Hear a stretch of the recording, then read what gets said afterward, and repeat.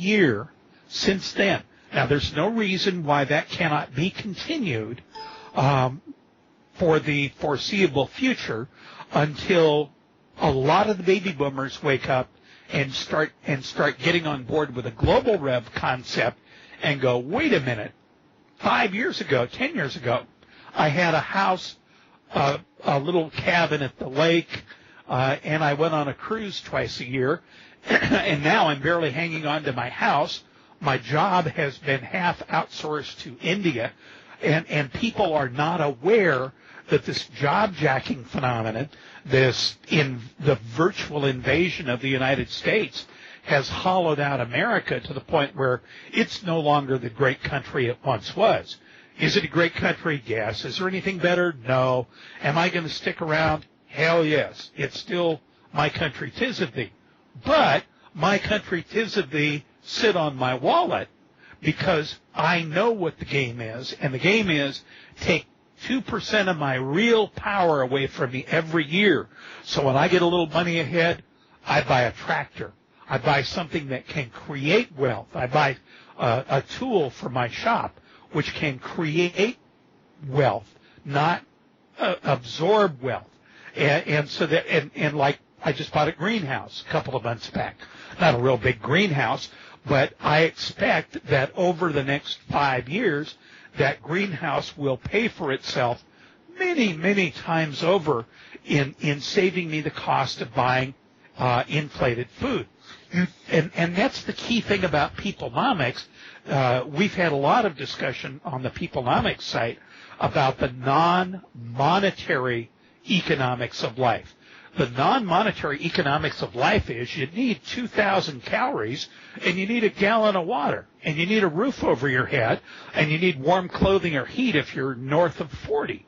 So what you're going to do, you can get that a couple of different ways. One way is save a whole lot of money and buy a house, or alternatively save 1/3 of the money and build your own damn house. See, people are lazy. People want to sit in front of their televisions. They look to guys like Cliff and me and, Salente and the others. They look for simple answers because the rest might involve sweat, might involve getting off the ass and doing some real work.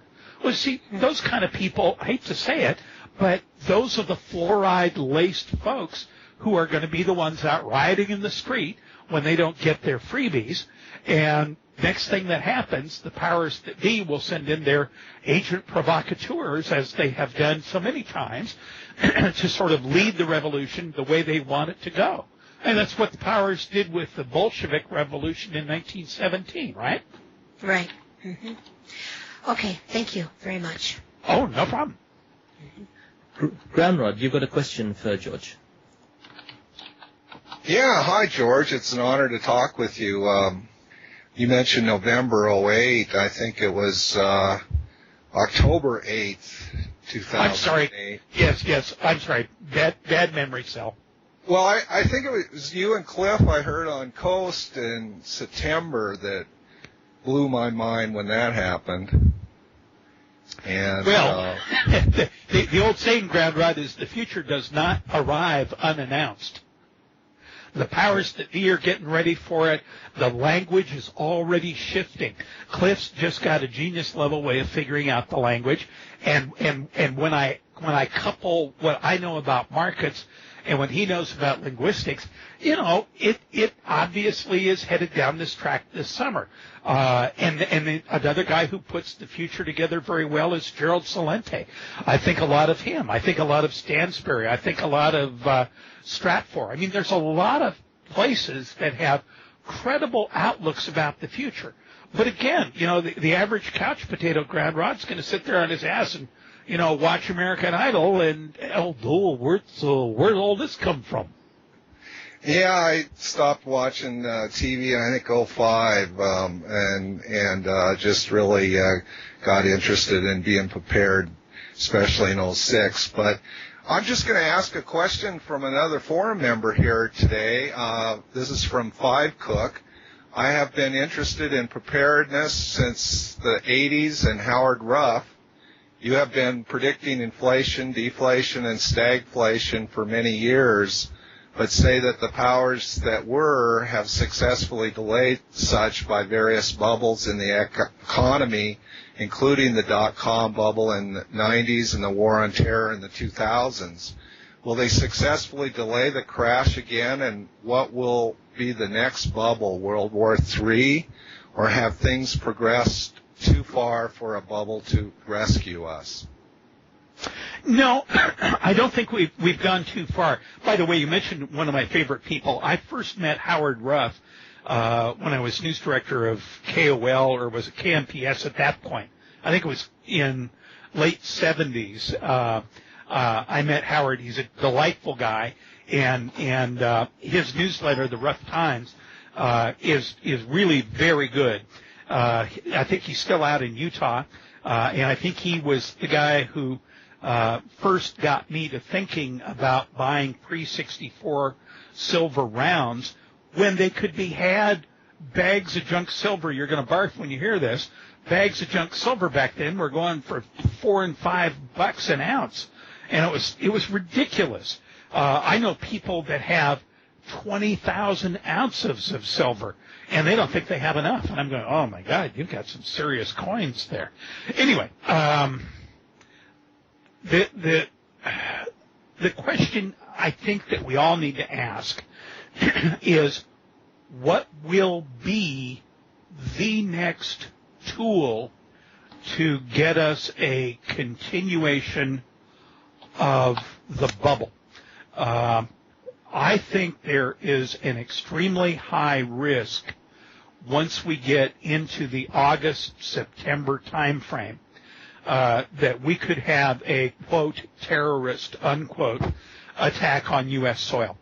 The reason for that is when I look, and I have it on the Urban Survival site every week, that little chart down at the bottom that shows that the events of 9/11 occurred at almost precisely the point that without 9/11, the public would have awakened to the fact that a second depression is here.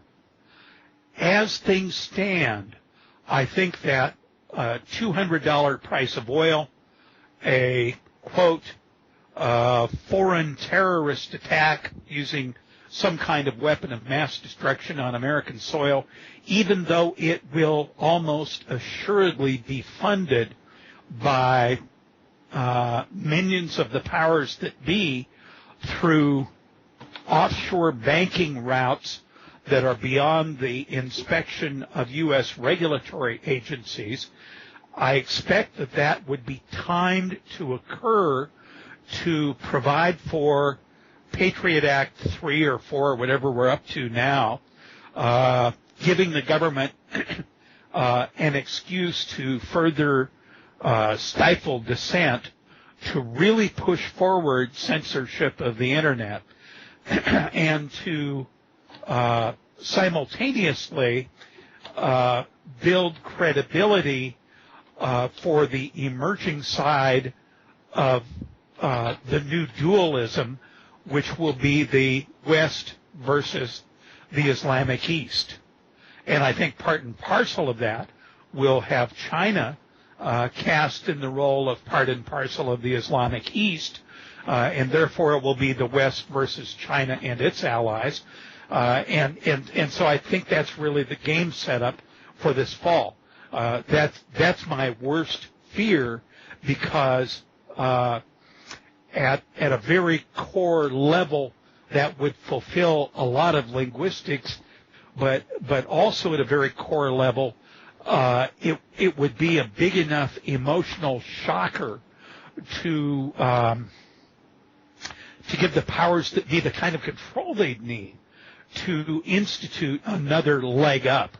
And so whether that occurs or not remains to be seen, but my confidence in that scenario, as terrible as it is, if we see a large uptick in attacks on Middle East oil transshipment points late April to mid-May, then my confidence that the terrorism card will be played becomes very high for later in the year. There are people out there who are totally amoral when it comes to money, and one of the more popular Wall Street axioms is your money doesn't know where it came from. And unfortunately, that's an epidemic of absent morality here on the planet. And the other sad fact of things is that in order for the powers that be to remain powers, they have to have a decent-sized slave class or worker bee class to give them the adulation and the admiration that they so seek after. So, and they in return view themselves as shepherds of their own flock. So it's a very complex, twisted game that goes on. And unfortunately, while it's possible today for every person on the planet to be well fed and well cared for, and each of us would only have to work an hour or two, maybe 3 per day to accomplish that, there's not profit and there's not position power. And one of the things you learn in management school is about the different flavors of power. There's raw economic power, there's position power, there's social power, etc. And so the powers that be are not interested just in money.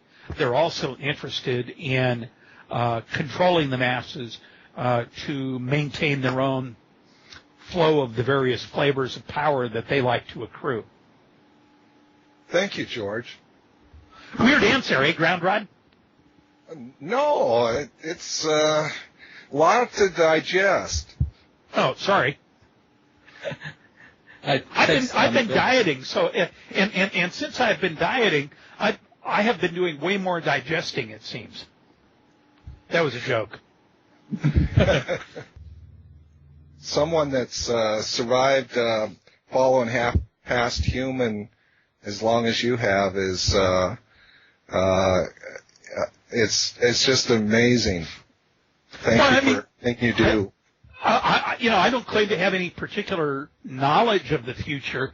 Only that history seems to rhyme, and there's a bunch of players that are very skillful in rising to the top, and Cliff's work certainly gives some indications well in advance of some of these turning points. I maintain that Cliff got the turning point in November exactly right, because that's when the grassroots build to the revolution in Egypt got underway, and yet I'm sure there are going to be people who say, well, you guys were 8 weeks early, and it didn't really happen until January. And yeah, now all the fast food people are talking about global rev in the Middle East blowing up and yada, yada, yada. But you guys didn't get it because you were 8 weeks early. And really the answer is, yeah, we were also 8 weeks early on 9/11 too. What can I say? So sorry. But when you hit the tipping point, the actual tip can occur, and then events roll forward until you get to the point of public recognition. Just like when we were talking about